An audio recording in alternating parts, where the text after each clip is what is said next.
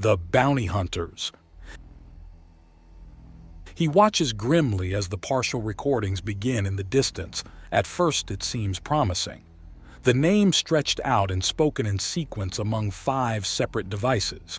Then all 5 are struck down by a colossal energy blast. Cutting the name into halves was not enough, nor thirds, quarters, or fifths. There was clearly some kind of intelligence behind the field.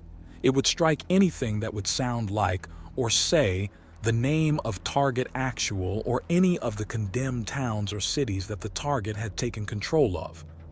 All had been tested, although the voice files had been retrieved by differing members of the Nerd Squad reading the names out loud and then sending the files back, as well as numerous theories as to exactly what the hell was going on. J3 couldn't remember a time he so fervently hoped for a good old-fashioned sociopathic mass murderer, because the phrase necromantic bioconstruct axiom totem was increasingly disturbing every time he thought about it. One of the tamer theories was based on the observation that it very thoroughly destroyed carried equipment and synthetic implants when one had even a light zap, so it could be a one-woman crusade against an entire religion, which is terrifying in its own right, and the less said about the theories that incorporated sexual elements the better. It's a bad day when insanity is one of the least dangerous options.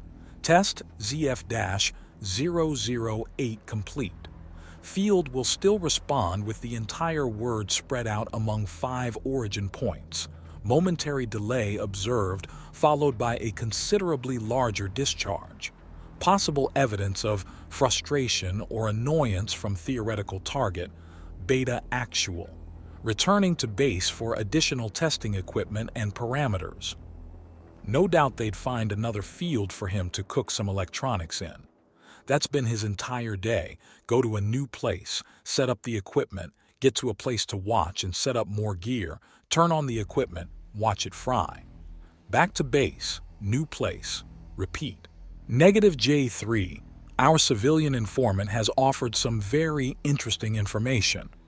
Displaced to the top of the skyscraper dubbed the Martaga building to the east, and then train your scope and the observational equipment north by northeast towards building dubbed the Largy Tower.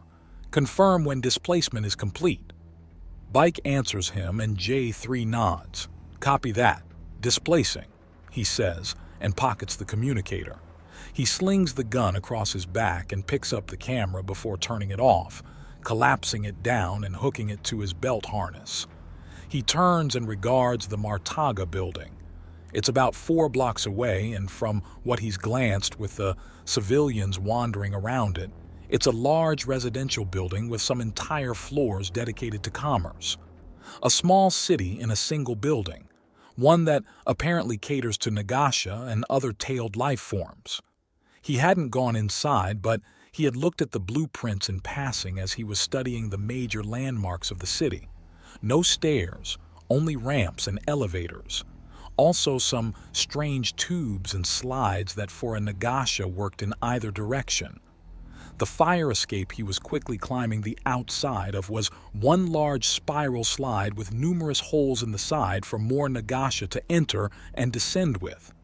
It was technically a freestanding structure next to the large building, one of 4 as per regulations. With the out seams acting as easy hand and footholds, he only needed a small amount of axiom to all but fly up the 200 floors and find himself comfortably on the roof. The southbound winds are a cold, whipping thing, and there's the slight stench of fire in the distance. He turns and faces the direction, and his eyes narrow. The Largy Tower has several smokestacks on it. It's the source of the smell. He quickly sets up the camera and the bipod for his rifle. Displacement complete. Acknowledged. Stand by for test ZF-009. Bike reads out. What am I looking for exactly? Just maintain observation on the Largy Tower top levels. Bike responds. Copy that. J3 states as he settles himself in to wait. For a few moments nothing happens. Then the sky erupts in a blaze of energy. A 4-part blast of energy lights up something approaching the tower, and he has no visual on whatever was hit after the strike. In all likelihood, it was outright atomized by the attack. He lets out an impressed whistle. "We need a little more than that, J3, Bike chides him. "Energy release exponentially more powerful than anything else previously. 4 distinct portions of the blast, color variations between them of green, blue, purple, and brown. Whatever they struck is just plain gone. I think we found a sensitive location." Information received. "I'm getting some insane readings from the camera. This is definitely going to be kicked back to the Dauntless," Bike says. "How insane are we talking?" J3 asks. "That was 10 times what a normal blast calls out. We were just finding bees in flowers before. Now we threw a rock at the hive." "Contact! Something's moving behind the windows," J3 says as he spots a shadowy figure peering out of Largy Tower. "Description," Bike orders. "Silhouette only, tall, thin, no identifiable characteristics beyond a clear head at the top of the body, possibly a starving male turned sideways. It's an oval on a stick, though, this angle. But it's moving as well and clearly trying to spot what just set off the perimeter defenses." J3 rattles off as he aligns his rifle ever so slightly to compensate for the wind and the likely resistance of the glass. "Confirm, J3. Maintain observation." "I have a shot. Permission to engage?" J3 asks. "Negative. For all we know, it's a camera on a stick. Confirmed kills only." Bike immediately answers. "Copy that.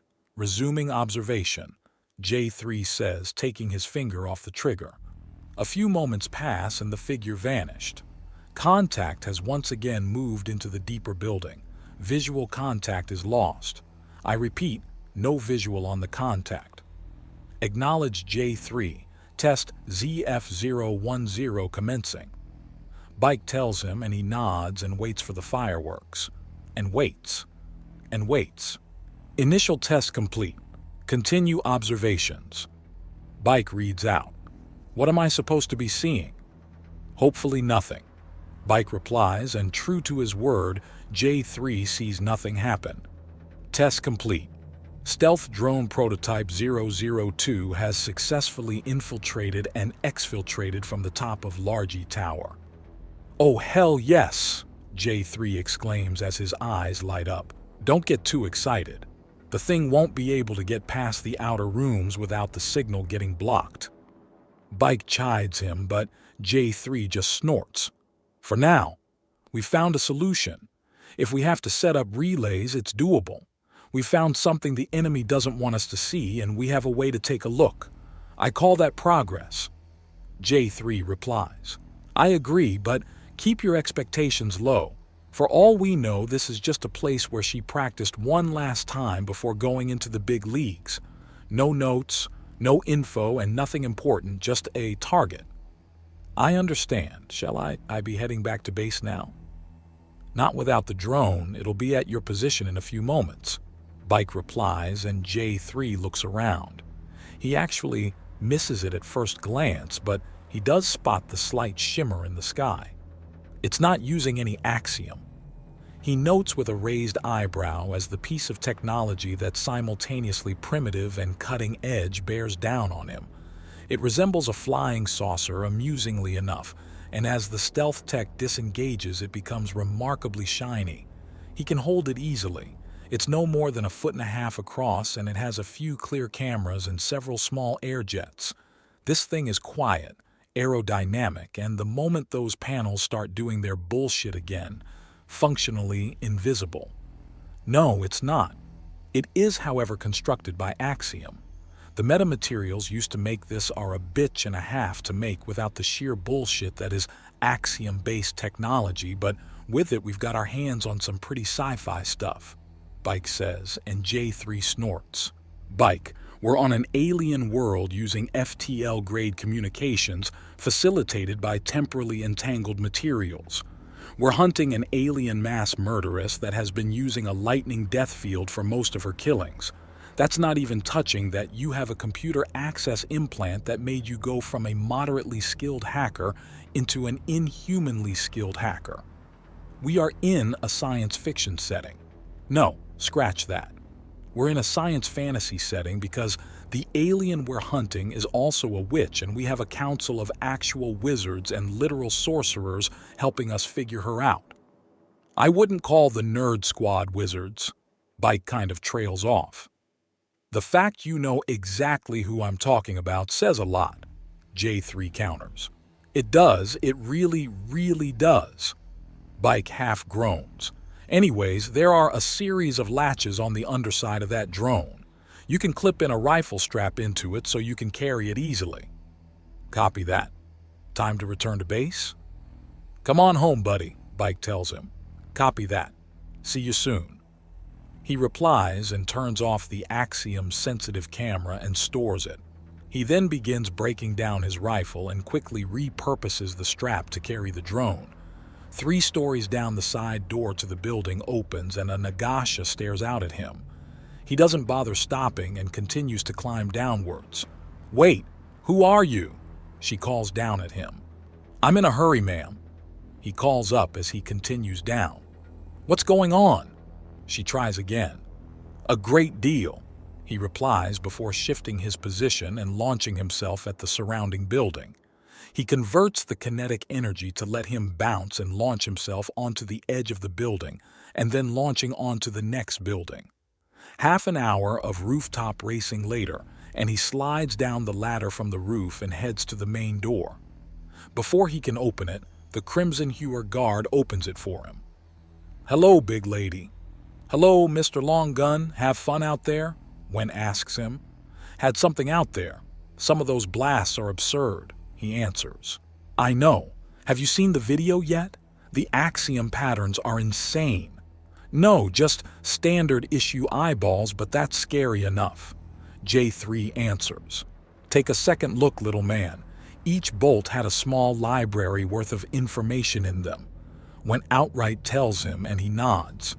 That's the plan, but I think I'll grab something to drink first. Testing is a thirsty business. Humans and drinking. You're always ingesting some kind of liquid, she says in a somewhat baffled but still teasing tone. The human machine needs lubrication. I'm certain you've studied that closely with the hat. J3 teases, and there's a slight shift in the helmet that lets him know he's getting a smile with all the teeth. I don't kiss and tell. Went begins. But you want to, he interjects. You bet your sweet ass I do, human. Now get moving. On it, ma'am, he says before fully moving past her. He passes by Charlie on a second-hand but comfortable couch they had and gives her a wave and a smile. She gives him a look that is both relieved and somewhat scared.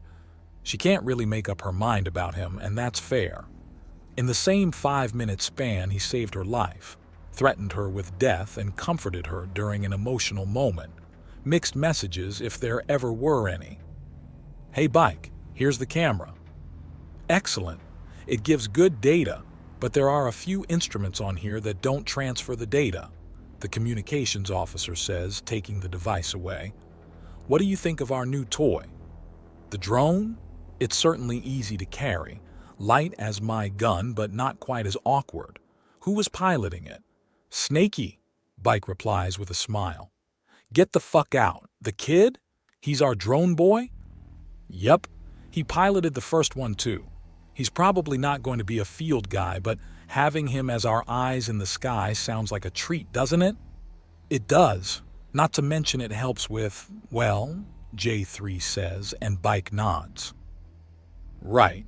Anyways, getting off the topic of little brother, I've been hearing a lot of mention about that first drone getting hit with a blast 10 times as complicated. Yes, indeed. Bike brings up the screen and shows a still image of the blast.